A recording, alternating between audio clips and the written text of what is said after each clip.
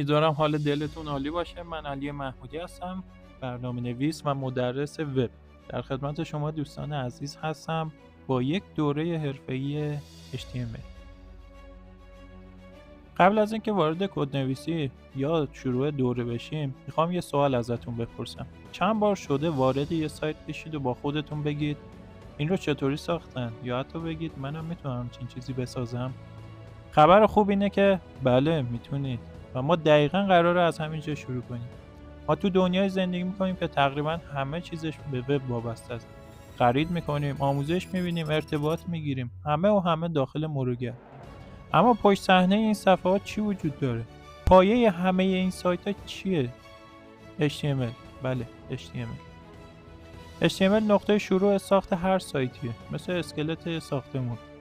اگر این اسکلت درست ساخته نشه، هیچ طراحی و هیچ قابلیت روی اون درست عمل نمی‌کنه. تو این دوره قراره از صفر شروع کنیم. فرض کنیم هیچ پیش زمینه‌ای نداری. نه برنامه‌نویسی بلدی، نه طراحی سایت. قدم به قدم جلو میریم. هم کدنویسی می‌کنیم، اشتباه می‌کنیم، اصلاح می‌کنیم و یاد می‌گیریم. هدف این نیست که فقط چند تا تگ حفظ کنی. اگر نمی‌دونی تگ چیه، مشکل نداره، جلوتر یاد می‌گیری. چون قراره این دوره از بیس شروع شه. هدف این دوره اینه که بفهمی واقعا پشت صحنه یک صفحه وب چیه، چه اتفاقاتی میفته. تا پایان این دوره تو میتونی یه صفحه وب واقعی بسازی. میتونی ساختار هر سایتی رو تحلیل کنی و آماده‌ای که وارد مرحله بعد یعنی طراحی حرفه‌ای تر بشی.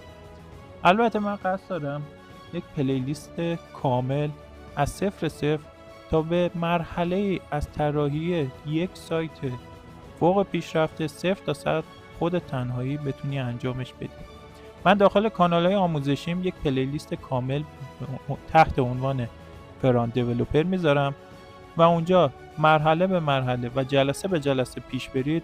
شما میتونید به یک طراح سایت حرفه‌ای شید. البته هر مبحث رو سعی میکنم مثل جاوا اسکریپت یا گیت هاب و غیره رو جدا بذارم تا اگر احیانا مبحثی رو بلد بودید حوصلتون سر نره و سراغ مبحث مورد نظر خودتون برید. اگه امروز اینجایی و این دوره و این صحبت‌های منو میشنوی، یعنی تصمیم گرفتی از مصرف کننده بودن فاصله بگیری و تبدیل بشی به سازنده. این دقیقاً نقطه شروع این مسیره. ممنونم که با من همراه بودید و بریم سراغ شروع دوره. ممنون از نگاه خوبتون. فعلا خدا نگهدار.